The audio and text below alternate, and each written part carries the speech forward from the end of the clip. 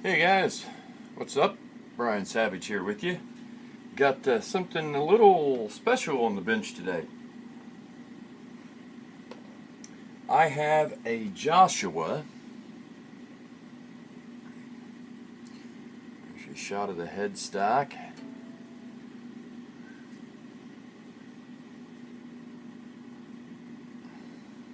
Neck. Composite body. See, flame maple top. It's not a veneer and it's not a ply, it is solid. Nicely bound. Rosewood fretboard is bound. Acoustic electric. I don't know what brand of pickup this is. It just says EQ7545. Who knows? The odd thing is you can see in the sound hole here. Turn to where you can see in there. It says Joshua, has the little dude on the horse, which is their emblem, and has no model number. So there's no model number that I found on this guitar, as well as no country of origin stamp, so it doesn't say made in anywhere on it. I know this company from the research I done. I believe they're in Northwestern California, I think it is, or something like that. I think they're out in California. I don't think this is an American-made guitar. The reason I say that is things are metric. There's a lot of metric things to it, so it makes me think that it is a Indonesian, Chinese, something like that, made. Korean, possibly. I'm not sure. But anyway, a couple issues with it. One, it has a back bow to the neck. Two, the electronic wiring, electronics from it's under saddle Pezio, I'm assuming, from the electronics, and the ones that run down, that has the end pin jack. You know, the strap button is also the jack for your 1/4-inch cable. The wire that runs through there, it did have one of those little things stuck to it, you know, little wire loom deal stuck to it with the two-sided tape, and it's loose down in there, so it's just flopping around. So we want to rectify that, but we'll have to take the strings off. We might even have to take this compartment off here on the side to be able to go in from two different directions and fix that.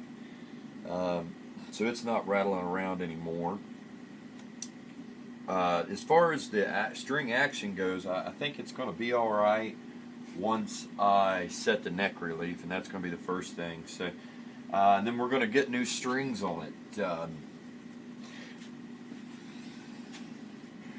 Here's something to look at there, things you run into. I wonder why my guitar won't stay in tune. Let's see. Can you make it out on the E string? Can you see all those loose wraps around it where it has a gazillion wraps around it, and some of those wraps are completely loose, not even against the peg head?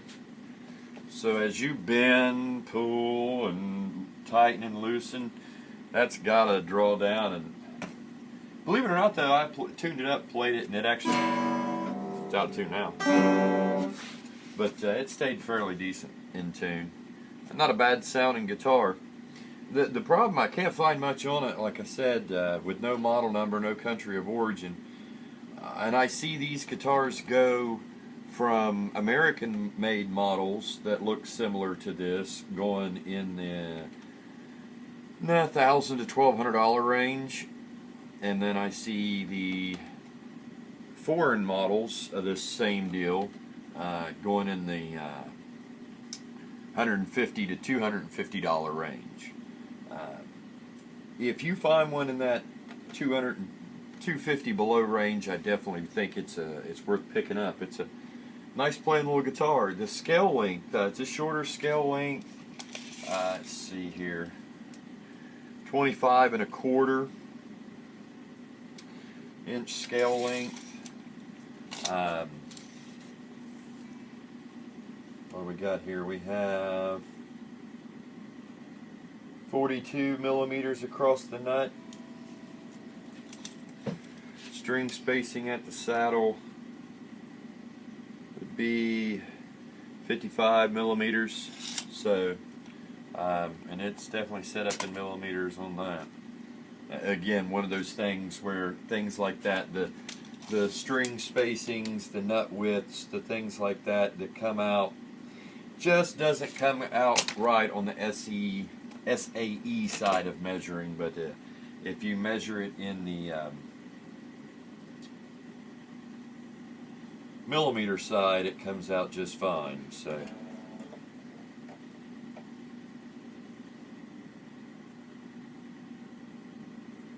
yeah, 42 right there. So again, that's what makes me think this is a foreign made guitar, Asian made, I guess I should say. So anyway, we're going to set the neck relief on this. I'm going to clean it up. I'm going to put some new strings in it. We're going to fix that little piece there. I'm going to go ahead and where it has such a backbone. And I'm sorry if you hear something running in the background. It's my wood furnace. Where it has such a backbow in it, I'm going to go ahead and see what I can do. Is I have to loosen off the truss rod. And since I'm loosening off the truss rod, I can do that under string tension. If I was tightening the truss rod because it had too much bow, I would probably I'll back that off a little bit, get these out of the way. I'd probably go ahead and loosen the strings up before I just made my truss rod adjustment.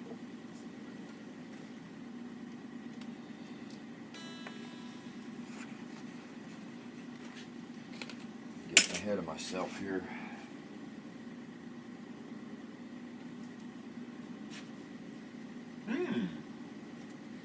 What did I do with it? Here we go. Excellent. Parts containers, gotta love them.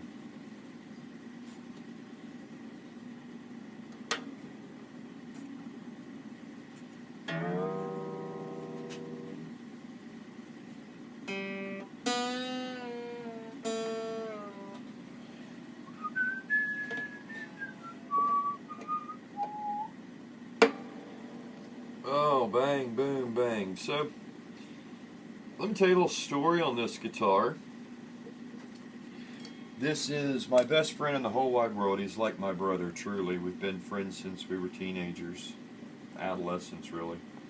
And we are just two kindred hearts. We're different in some ways, but in a lot of ways we're the same. And the ways we're the same is our moral values. And I think that's why we've, stayed such close friends all these years. And this is his mother's guitar, and she has been like a second mom to I, because at the time when we first started hanging out, he was always at my house or I was at his house, that kind of thing. And just do a double check here.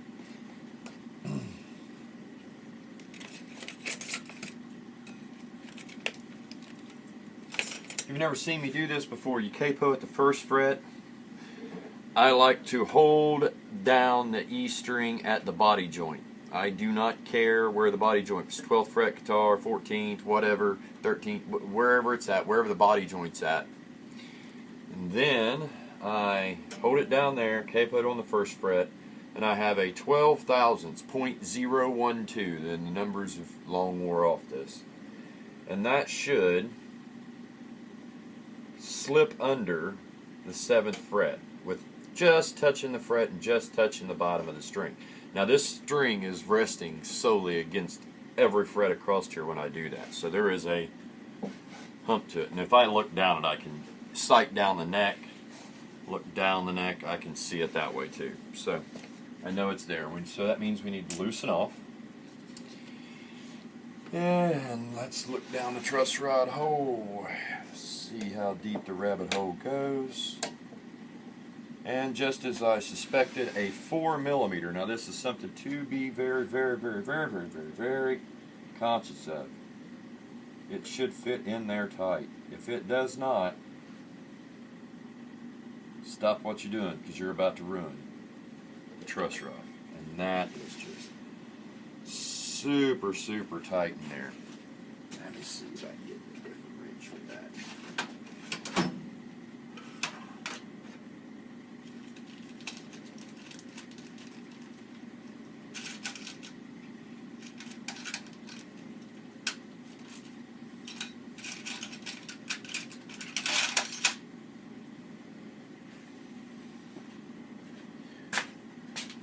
Sorry guys, I wanted to get a little, see if I have one that's got a longer shaft on it. I do believe I do.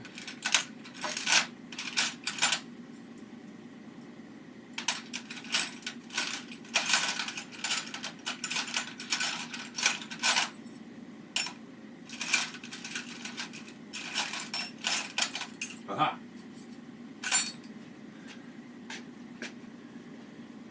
Okay.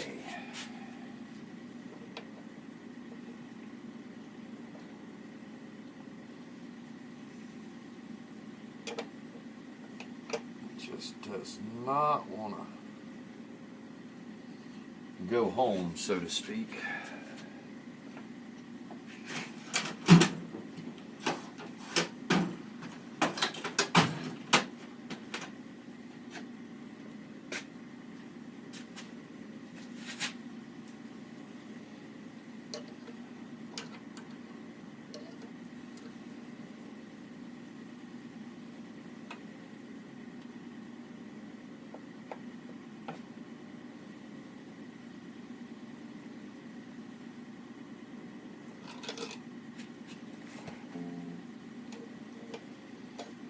Hope this is not a dual action, which I don't believe it is, because it does feel like it's backing off a little bit. Wow. That thing was just tight.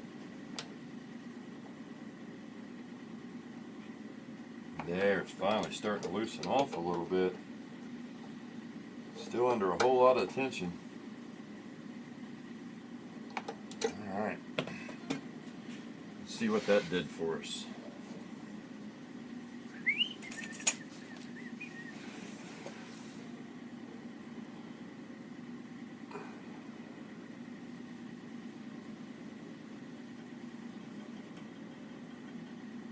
Still just a little. Let's go just a little more with that.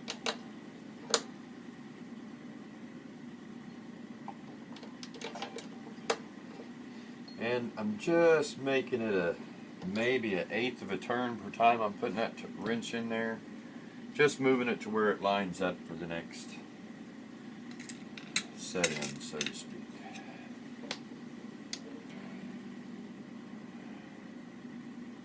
That's perfect. Just slides under there, just a little bit of drag where it's touching both. Excellent. So, that is going to change. So I will leave the truss rod cover off, and I will put that on after I put the new strings on. And after I put the new strings on, we'll check it again, then I'll let it set for a day, and then we will go back and put the truss rod cover on after that.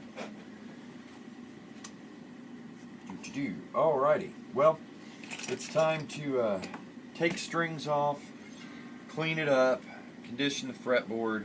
There's no dents in these frets to speak of, so absolutely fine with that. Action's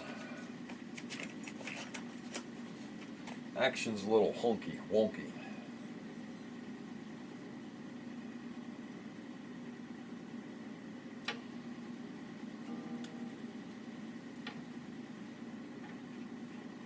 Almost 2.5 mil on the high, on the low E, 1.5 millimeters at the 12th fret on that high E, and that's way off what I'm going to want. So I think I'll take any off the saddle.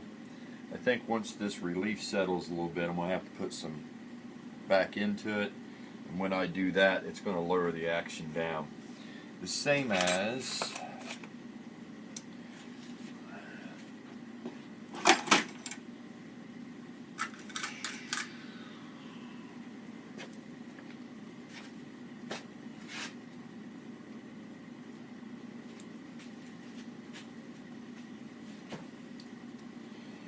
nut action.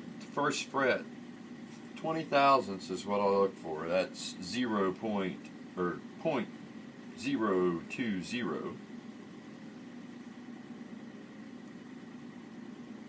It's just a little high there.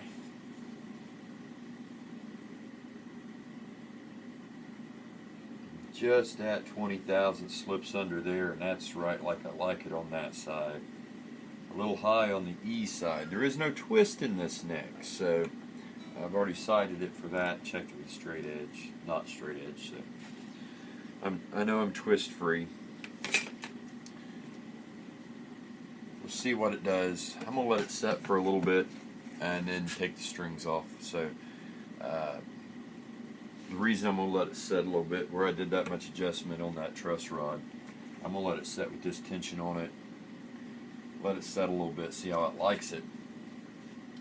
And because I'm going to have the strings off it a little while to clean everything up. After taking that much of the metal rod's tension on all this wood off and letting it relax out, I really don't want to take the strings off right now and have them off for, say, a half hour or so while I'm cleaning all this stuff up, polishing these frets. So, and I don't want that tension on there because that's just a lot of shock. So now not only I let that rod loose, I've now taken the string tension off of it. So all that stuff that's counter tensioning itself and balancing itself is just going to be all loosey-goosey, and that probably wouldn't be good for it. I don't want to shock it that much. So I'm going to let her set. We'll come back this evening and I'll yank strings off and clean it up, polish the frets, fix the part in the electronics that's loose. We're going to do all that. But all in all, it's just a great little guitar.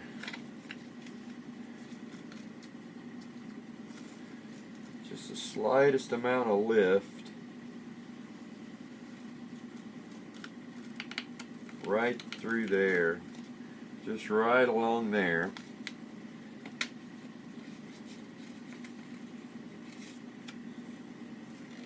None nowhere else.